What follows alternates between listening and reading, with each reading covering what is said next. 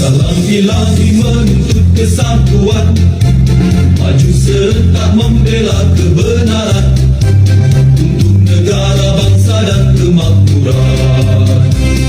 Allah tegakkan, Allah tegakkan.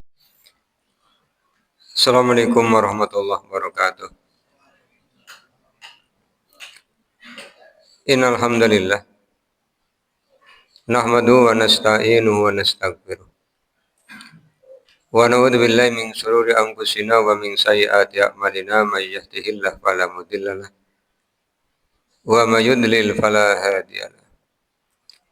Asyhadu an la ilaha illallah wahdahu la syarika lahu wa anna Muhammadan abduhu wa rasuluh.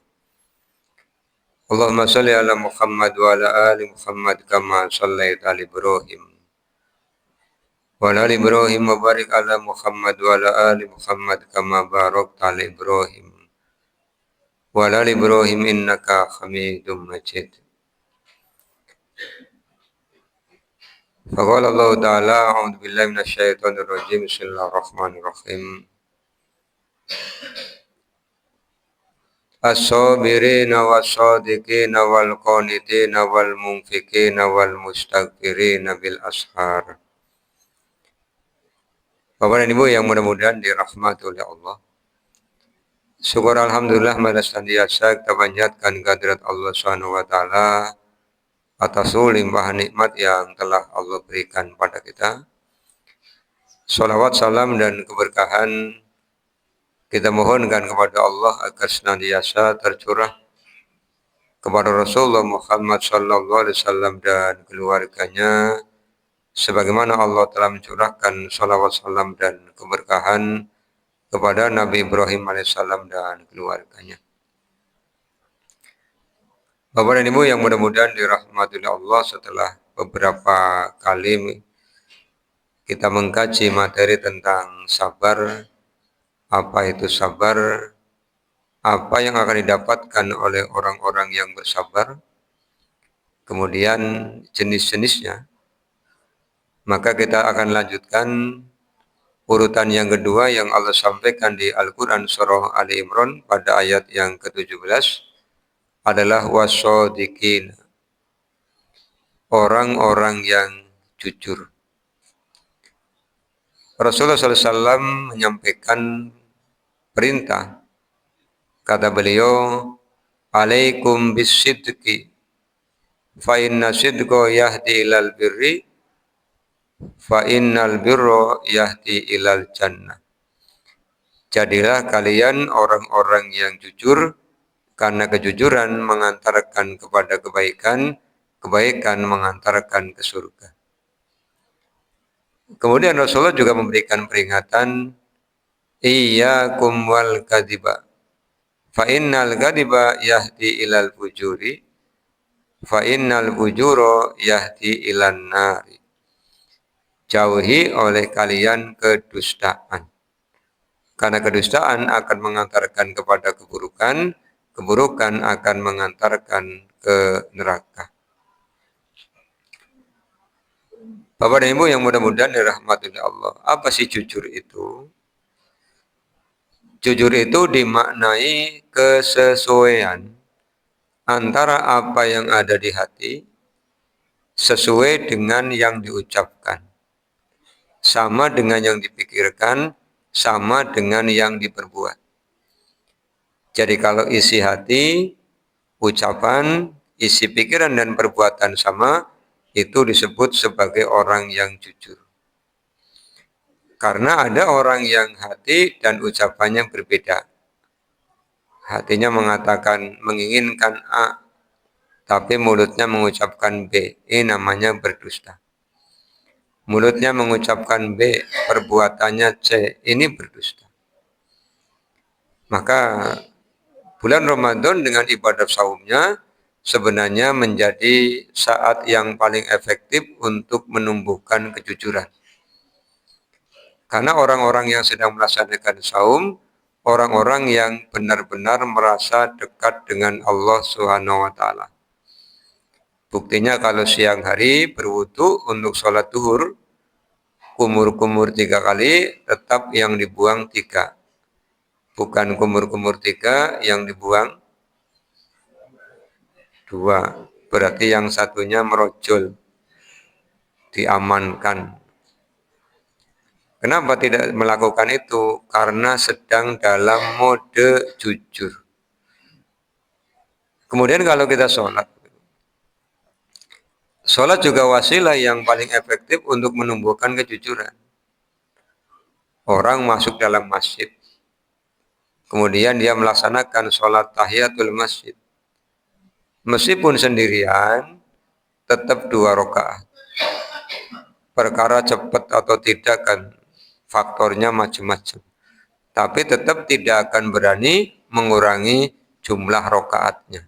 Kenapa? Karena orang ketika sedang sholat, yakin sedang diawasi oleh Allah Subhanahu wa taala. Maka bagaimana menumbuhkan kejujuran ini? Yang pertama, menanamkan kepada generasi di bawah kita. Menanamkan nilai-nilai kejujuran yang paling efektif itu pada anak-anak usia prasekolah. Anak-anak TK, anak-anak PAUD itu paling efektif ditanamkan nilai-nilai kejujuran. Makanya biasanya orang tua mesti pesan, "Nah, jangan ngambil punya temannya ya. Nanti kalau pulang kok membawa alat tulis yang berbeda, orang tuanya akan tanya, ini ibu udah membelikan kok kamu punya pensil baru dari mana?" Ini menanamkan nilai-nilai kejujuran. Kalau orang tua dulu memberikan peringatan kepada kita, jangan sampai pulang sambil membawa kapur dari sekolahan. Walaupun kapur sudah pating-pating, kecil-kecil tidak boleh bawa pulang. Karena itu bukan hak kamu, bukan milikmu. Ini orang tua lagi ngajari kejujuran. Karena apa, Bapak Ibu? Ketika orang ini jujur, dari kecil, remaja, dewasa, kemudian dia diberikan amanah, maka dia akan melaksanakan amanah dengan penuh tanggung jawab. Tapi kalau tidak jujur, dari kecil tidak jujur, remaja tidak jujur, dewasa tidak jujur, kemudian diberi amanah untuk memimpin, ya nanti ketika memimpin tidak jujur. Mengelola anggaran, hitungannya benar. 2 kali 2 sama dengan 4, itu di atas kertas. Kemungkinannya tidak sama. Mengelola proyek, semen harusnya 5 sak, yang digelar hanya 3. Yang 2 entah kemana. Ini kan karena tidak jujur. Maka sampai-sampai di negeri kita, korupsi itu menjadi, bahasanya apa ya Mas? Extraordinary crime katanya. Kejahatan luar biasa. Hampir tiap pekan kita melihat berita, ada saja yang ketangkep. OTT. Apa OTT? Operasi tangkap tangan. Faktornya apa? Tidak jujur. Kalau jujur, tidak mungkin tangkap tangan. Maka mumpung Ramadannya masih ada, kita kembali tanamkan semangat kejujuran. Kemudian di Al-Quran surah Al-Ahzab ayat 70-71, ketika Allah SWT memanggil orang-orang beriman, Allah berpesan kepada orang beriman untuk bertakwa. Ya ayyuhalladzina amanu taqullaha wa qulu qawlan sadida. Setelah kita ditanamkan nilai-nilai kejujuran, kita harus sadar bahwa jujur merupakan tanda dari ketakwaan. Di Al-Baqarah 177, tanda orang bertakwa itu wal mufuna bi ahdihim idza ahadu orang-orang yang menyempurnakan janji apabila dia telah berjanji. Orang yang janjinya ditepati adalah orang yang jujur.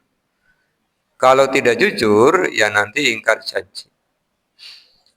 Ini yang harus kita praktekkan.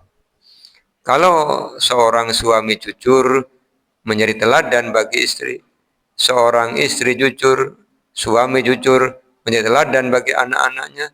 Ketika keluarga-keluarga ini jujur, maka masyarakatnya akan menjadi masyarakat yang jujur. Jujurnya tidak lain dan tidak bukan karena ketaatan kepada Allah Subhanahu wa taala. Dan hakikatnya Bapak Ibu, jujur dengan dusta itu lebih gampang jujur. Karena jujur itu mengatakan apa adanya dan tidak perlu berpikir.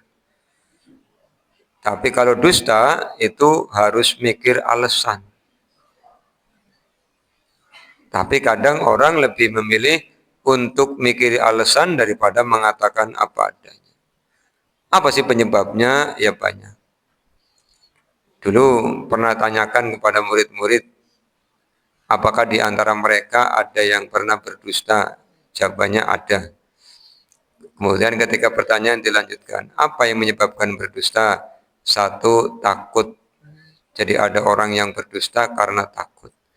Takut apa? Ya takut ketahuan. Takut apa? Takut mendapatkan sanksi.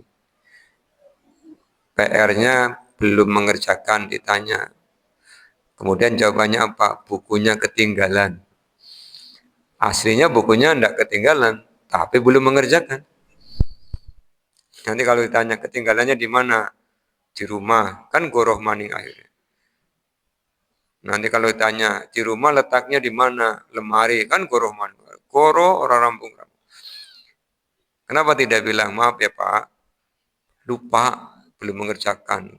Ya sudah sekarang kerjakan. Kan paling gurunya begitu. Nah, jadi ini alasan yang pertama, kenapa orang berdusta itu? Karena dia takut. Yang kedua, ada juga di antara mereka yang tanya, kenapa berdusta? Jawabannya untuk mencari keuntungan. Lah kok bisa? Misalnya Pak, kata murid itu, mau beli buku tulis harganya 4.000, terus ngomong ibunya berapa? 6.000. Oli pati 2.000. Jadi mbati karo wong tuane dewek. Kenapa tidak bilang harganya 4.000, tapi pengen timbui 2.000? Si buat apa? Beli jajan kan penak. Kita bilang, apa ndak takut nanti orang tuamu tahu? Kan satu kampung yang sekolah di sini hanya saya Pak. Yang lainnya kan beda kampung, jadi merasa aman. Dikiranya kalau beda kampung Allah tidak lihat. Ini banyak orang yang berdusta untuk mendapatkan keuntungan. Ya tadi, dia mana yang ngelola proyek bantuannya 6, yang dibagikan 4, yang 2 masuk saku. Itu kan dalam rangka keuntungan. Padahal yang seperti ini menjauhkan diri dari rasa tenang dan menjauhkan diri dari keberkahan. Kemudian yang ketiga, kenapa orang berdusta? Ada juga ditanya, kenapa berdusta? Jawabannya untuk menyenangkan orang lain. Kok bisa dusta menyenangkan orang lain? Ya kalau pulang sekolah, ibu sudah masak, ibunya tanya, bagaimana masakan ibu? Kamu jawab apa? Enak, padahal ora. Ya. Kan menyenangkan ibu, tapi goroh ya, goroh. Kenapa anda bilang orang enak? Ibu ini jengkel Pak, nanti orang masak maning kan begitu. Ini untuk menyenangkan. Kenapa tidak katakan, Bu, Rasulullah SAW tidak pernah mencela makanan. Kalau enak dimakan, kalau tidak enak ya tidak dimakan. Kan nanti ibunya kan lihat di kamu. Kalau udah dimakan kan cicipi sendiri. Nanti kan ibunya bilang, oh ternyata asin ya. Kamu tinggal bilang, yang bilang ibu loh Bu, bukan aku kan begitu. Selamat. Ini faktor-faktor. Atau yang keempat ini yang paling bahaya, orang berdusta karena sudah menjadi tabiat. Sudah menjadi kebiasaan. Akhirnya mendapatkan julukan tukang. Tukang apa Bu? Tukang goroh. Tukang ngibul.